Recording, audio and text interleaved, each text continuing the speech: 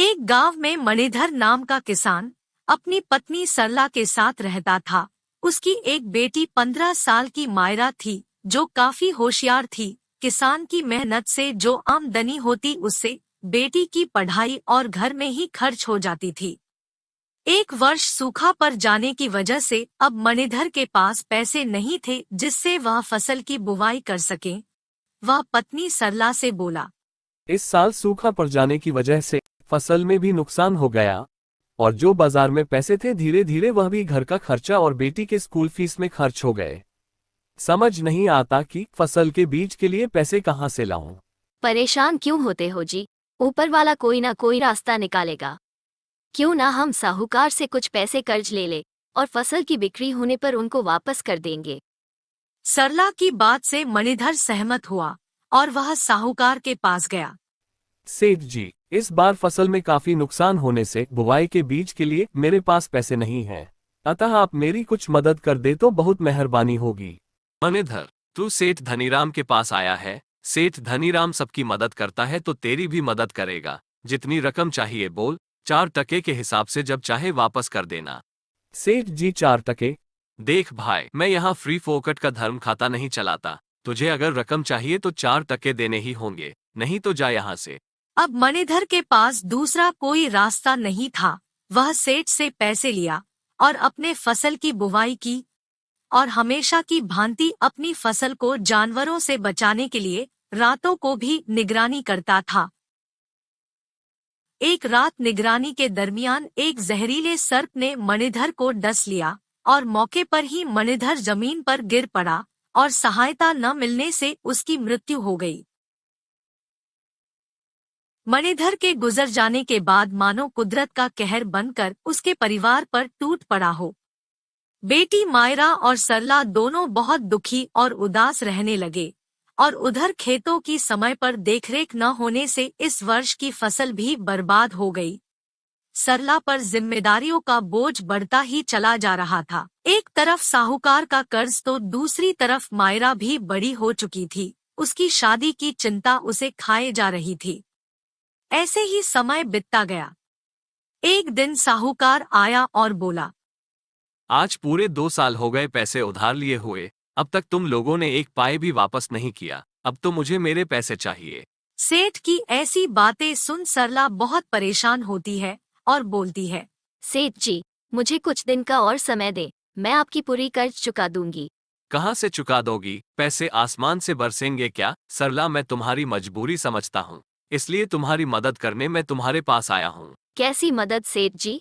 तुम्हारे पति के गुजरने के बाद अब घर चलाने के साथ साथ मुझसे लिया हुआ कर्ज और बेटी की शादी की जिम्मेदारी तुम कैसे पूरे कर सकोगी? मेरे पास एक रास्ता है जिससे तुम इन सारी जिम्मेदारियों से मुक्त हो सकती हो। अपनी बेटी की शादी मुझसे कर दो तो मैं अपना पैसा भूल जाऊंगा और तुम अपनी बेटी की जिम्मेदारी भूल जाओ। यह आप क्या कह रहे हैं सेठ जी? देखो, तुम्हारे पास 2 रास्ते हैं। मेरे पैसे सूद समेत वापस कर दो या तो अपनी बेटी के ब्याह मुझसे कर दो। इतना सुन सरला सेठ के अंदर चल रहे काले खोट को समझ जाती है। हे भगवान, ये कैसी परीक्षा ले रहे हो मुझसे?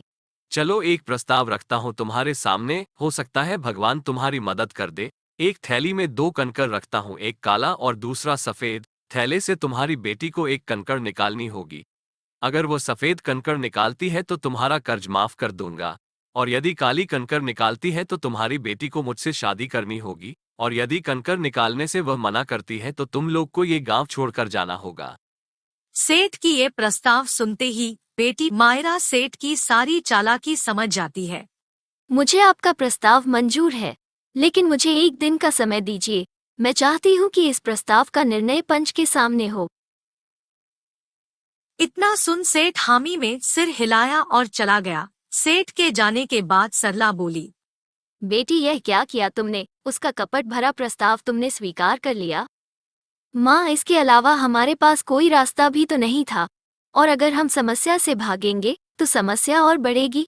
इससे अच्छा है कि डटकर उसका सामना करें। सेठ के इस प्रस्ताव से सरला और उसकी बेटी मायरा दोनों बहुत चिंतित थे। तभी मायरा को एक तरकीब सूझी। अगले दिन सुबह होते ही वह रास्ते से कंकड़ उठाकर लाई और अपने दरवाजे पर छींट दिया। कुछ ही देर बाद सेठ और पंच वहां पहुंचते हैं। शर्त की सारी बातें उनको बता दिया जाता है। सेठ पंच के आंख में धूल झोंकते हुए 2 कंकड़ नीचे से उठाया और थैली में डाल दिया, फिर बोला, इस थैली में एक सफेद कंकर और दूसरा काला कंकर है। अब इसमें हाथ डालकर एक कंकर चुनो। अगर सफेद निकली तो तुम लोग कर्ज मुक्त हो जाओगी, यदि काली निकली तो मुझसे शादी करनी होगी। सेठ पंच के आंख में तो धूल झोंक दिया, परंतु मायरा ने उसे दोनों काले कंकर उठाते देख लिया था। लेकिन अब शर्त के मुताबिक कंकर निकालने से वह मना भी नहीं कर सकती थी। उसने थैले में हाथ डाली और एक कंकर चुना तथा थैले से हाथ निकालते ही उसने निकाला हुआ कंकर जमीन पर गिरा दी। जमीन पर कंकर गिरते ही बाकी सब कंकरों में निकाला हुआ कंकर भी मिल गया। ओह, मेरे हाथ से कंकर फिसलकर नीचे गिर गया, लेकिन अभी भी कोई बात नहीं बिगड़ी है। अभी भी थैले में एक कंकर है जो मैंने नहीं चुना। उससे हम पता कर सकते हैं कि मैंने कौन सा कंकर निकाला था। अब पंच के सामने थैले से दूसरा कंकड़ निकाला गया तो वह काला कंकड़ बचा हुआ था। पंच के समक्ष ऐसा माना गया कि लड़की ने सफेद कंकड़ का चुनाव किया था। शर्त के मुताबिक सरला का कर्ज सेठ को माफ करना पड़ा और शर्मिंदगी का तमाचा लिए सेठ वहां से निकल गया। समस्या कितनी भी बड़ी क्यों ना हो, तरीका बदलने से समाधान निकलता ही है।